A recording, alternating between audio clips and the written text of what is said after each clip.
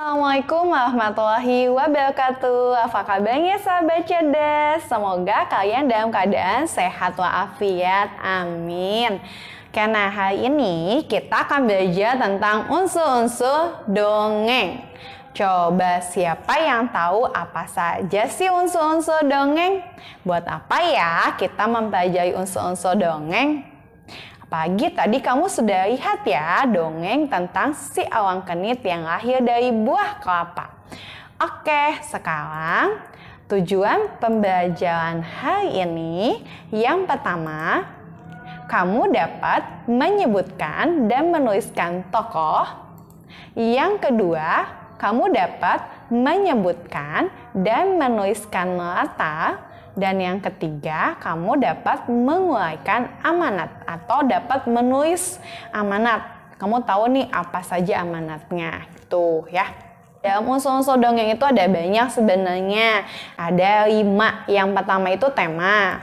Kemudian yang kedua ada alur. Yang ketiga ada tokoh. Yang keempat ada latar. Dan yang terakhir ada amanat. Nah, kita mulai dari yang pertama ya. Yang pertama itu ialah tema.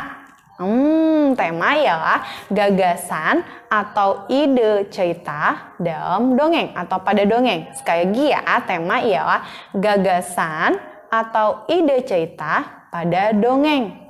Kira-kira idenya tentang apa nih? Apakah tentang keluarga? Ataukah tentang persahabatan? Atau bisa juga tentang kerajaan. Ayo diingat-ingat tadi alang kenit, kira-kira temanya tentang apa nih? Selanjutnya yaitu alur. Alur ialah tahapan atau jalannya suatu cerita.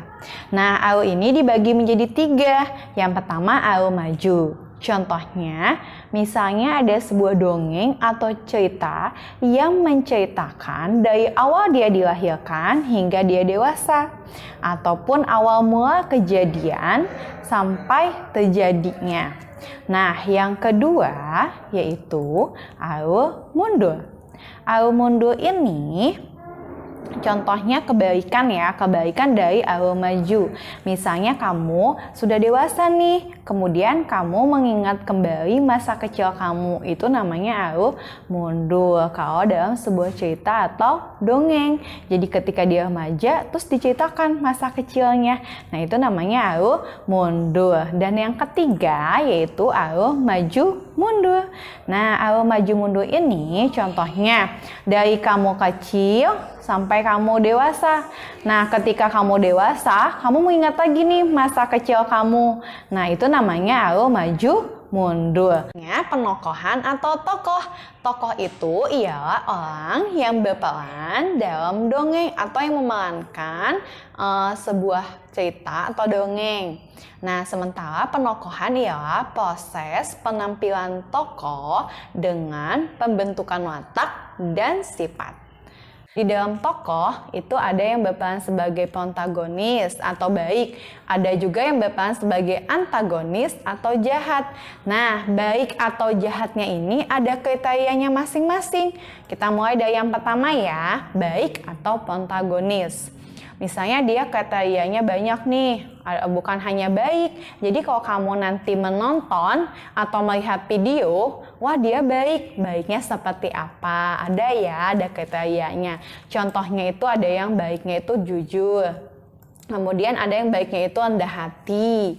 Ada yang baiknya itu cerdik, kemudian ada yang baiknya pandai, dan juga ada yang baiknya itu mandiri. Nah, itu adalah contoh-contoh kriteria dari sifat baik. Nah, jadi nanti kamu ketika kamu ditanya atau menuliskan dia itu baik, baiknya seperti apa, kamu jelaskan ya, bukan hanya menulis baik saja. Oke, kemudian yang jahat atau antagonis juga sama ada kriterianya. Misalnya orang yang sombong, kemudian orang yang angkuh atau keras kepala, kemudian orang yang suka pamer ya. Selanjutnya itu ada yang pelit. Dan yang terakhir ada juga yang pendendam. Nah, ini adalah contoh-contoh dari kriteria jahat atau antagonis. Sekali lagi, ketika nanti kamu menuliskan atau ditanya bagaimana karakternya alang kenit, Kamu bukan hanya menuliskan baik, tapi baiknya seperti apa kamu jelaskan ya. Dan yang selanjutnya itu adalah latar. Latar itu ialah pembentuk cerita yang menunjukkan tempat dan waktu. Ya, jadi ada waktunya, ada tempatnya. Maka latar ini dibagi menjadi dua. Yang pertama yaitu latar tempat. Latar tempat itu banyak, bisa di sekolah, bisa di rumah, kemudian bisa di kerajaan, bisa di sebuah desa, atau di yang lainnya. Nah, latar waktu itu kamu tahu kan waktu ya. Nah, ada yang pagi, siang, sore, malam, ataupun bisa juga petang. Nah, dan yang terakhir ialah amanat. Amanat ialah pesan yang ingin disampaikan pengarang mengenai cerita yang sudah dibuatnya.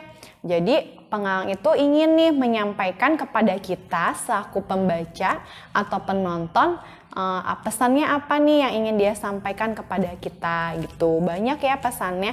Nah, kira-kira kamu ingat-ingat lagi nih pesan apa ya yang ingin disampaikan pengarang dengan dongeng si Awang Kenit itu. Oke, nah terima kasih banyak yang sudah menonton video ini.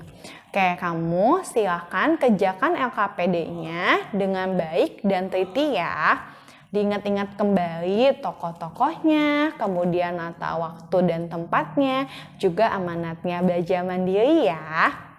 Walaupun kamu belajar dari rumah, tetap semangat dan jangan menyerah. Oke, jangan malas ya, jaga kesehatan, jangan lupa sholat dan bantu orang tua di rumah. Terima kasih banyak. Assalamualaikum warahmatullahi wabarakatuh.